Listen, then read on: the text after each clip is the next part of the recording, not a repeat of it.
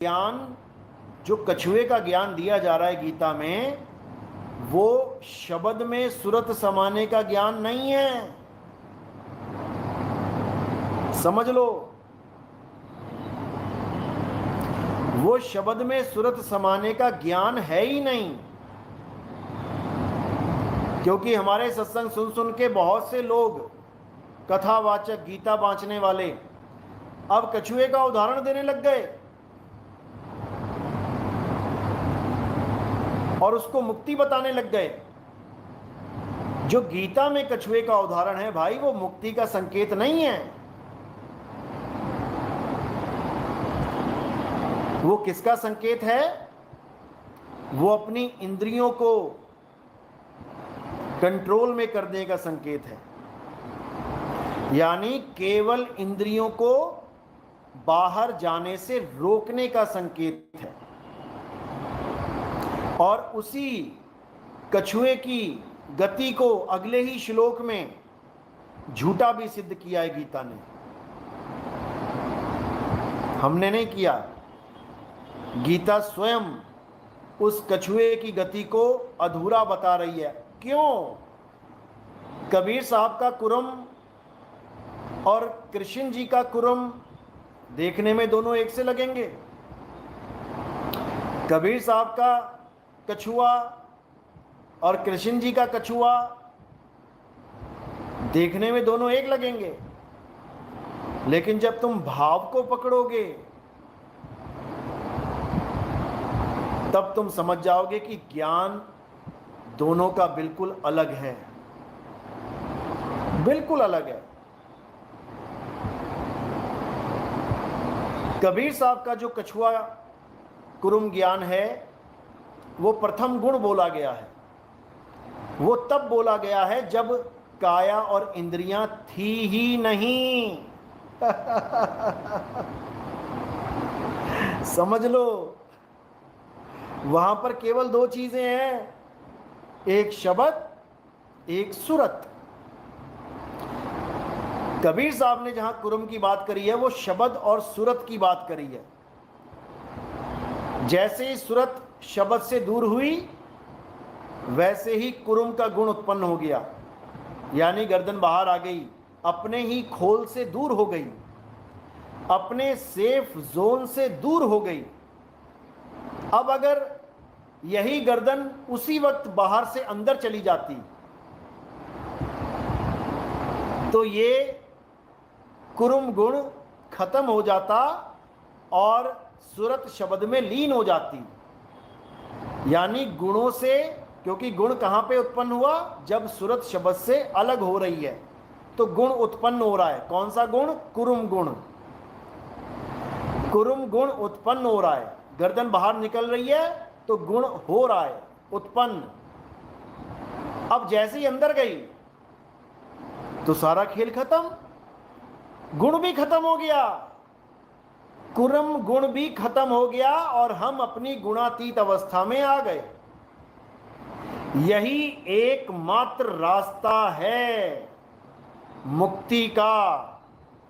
जिसको समझ में आ गया वो मुक्त होगा ही होगा, और जिसको समझ में नहीं आया वो बेटा गुण ही धारण करेगा आगे से आगे, याद रखना।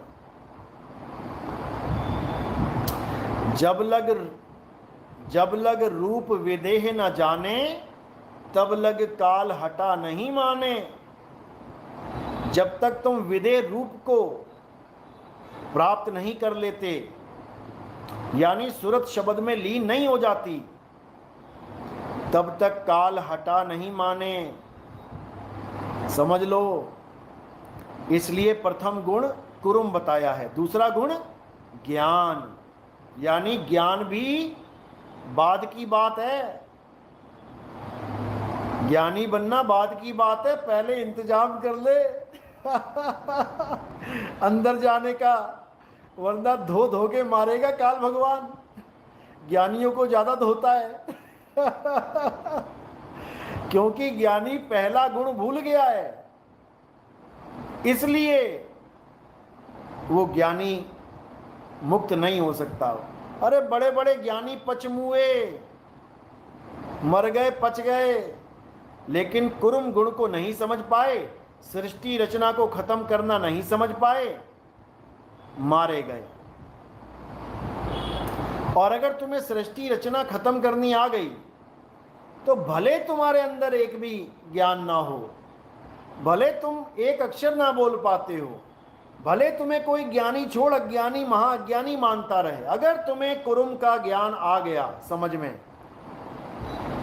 तो मेरे भाई इस दुनिया में तुम्हें कोई रोकने वाला नहीं।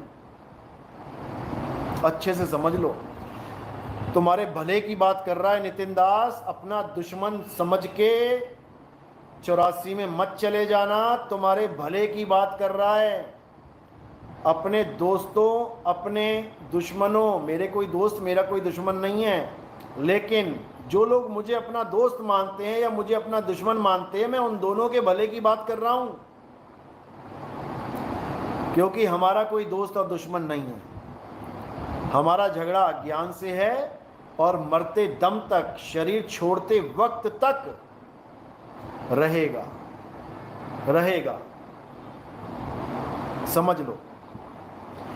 तो कबीर साहब का जो कुरुम है, अगर उसको त्यागोगे तो मारे जाओगे, और अगर गीता के कुरुम को पकड़ोगे तब भी मारे जाओगे।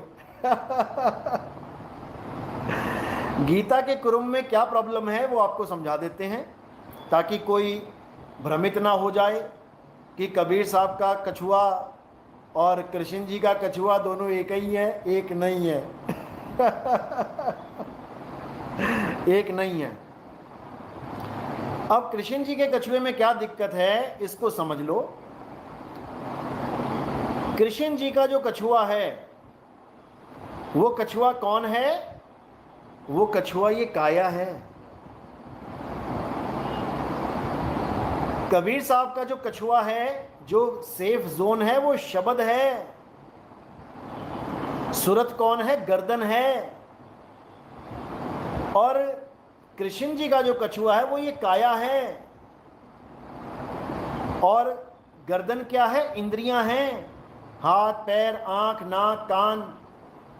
तो वहां पर योगी क्या कर रहा है? अपनी इंद्रियों को बाहर जाने से रोक के अपनी काया के अंदर स्थित कर रहा है। अपने ध्यान को बाहर से यानी बाहर मुखी से हटा के अंतर्मुखी कर रहा है। बस यहीं पर धोखा खा रहा है। धोखा खा गया। अरे बड़े बड़े योगी, बड़े बड़े तपस्वी 21-21 हजार साल जो तपस्या करते रहे, वो अपने आप को अपनी काया में स्थित करके बैठ गए। ये सोच के बैठ गए कि मैं विकारों की तरफ जाऊंगा नहीं तो मैं विकारों से बच जाऊंगा। भाई तुम विषय से बच चुके हो, लेकिन विकार से नहीं बच सकते, क्योंकि विकार विषय में नहीं, विकार तुम्हारे अंदर है। विकार शरीर के अंदर है। विकार इन तत्वों में ही है। काम, क्रोध, लोभ, मोह, अहंकार इन तत्वों के ही गुण हैं। समझ लो, इन तत्वों से ही उत्पन्न होते हैं। 25 प्रकृतियां इन तत्वों की ही हैं। समझ लो। तो अगर तुम काया में कछुए की तरह घुस गए,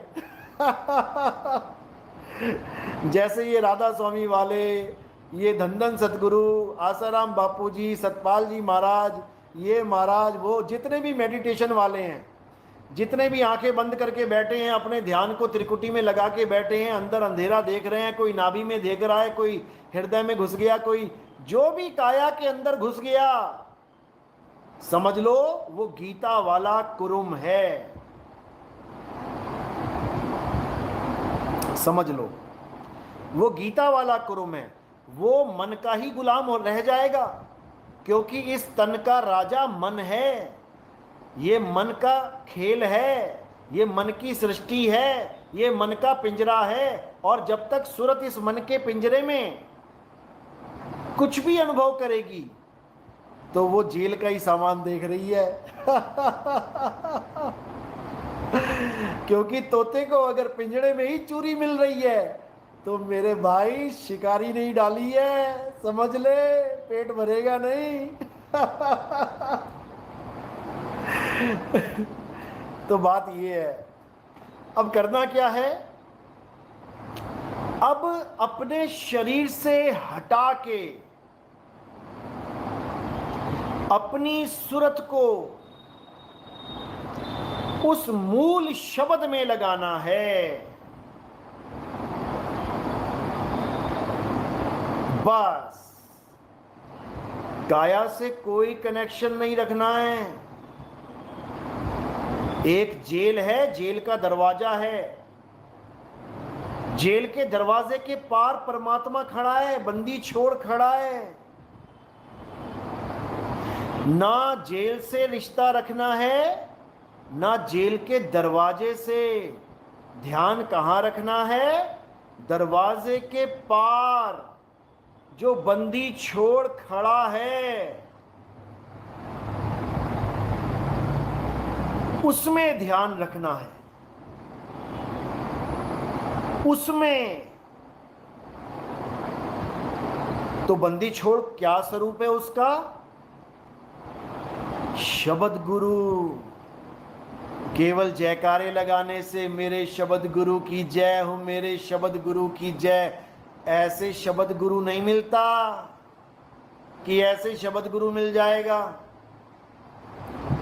शब्द गुरु को पाना है तो शब्द में समाना है। समुद्र को पाना है तो गंगा को समुद्र में समाना है। अच्छे से समझ लो, अगर इसमें तुमने कोई मिलावट करी तो मेरे भाई तुम परमात्मा के दोषी हो जाओगे।